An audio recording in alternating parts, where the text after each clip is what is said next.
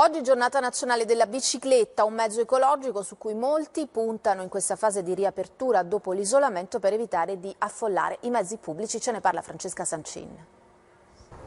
Una striscia gialla ai primi 900 metri a Roma di tante piste ciclabili che stanno per arrivare. Sì, 150 km di piste ciclabili, di bike lane, vengono definite transitorie perché sono state fatte con i criteri dell'emergenza, ma diventeranno stabili. L'emergenza coronavirus ci ha fatto comprendere che dobbiamo ripensare il modo di spostarci. In questo periodo della quarantena abbiamo sperimentato quanto l'aria sia più pulita, magari si potesse continuare ad avere una città più vivibile.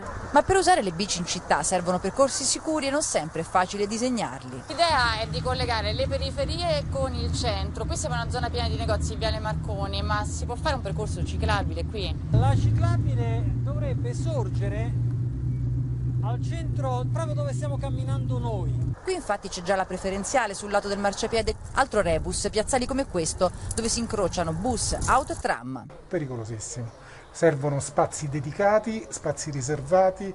Sono tanti però a credere che si possa trasformare l'emergenza in opportunità. Per far ripartire le città italiane, Legambiente chiede ai sindaci di rafforzare car sharing e mezzi pubblici e un bonus per chi sceglie la mobilità sostenibile, come lei. Io andavo al lavoro in bici, solo che quando andavo al lavoro non ho trovato il cartello.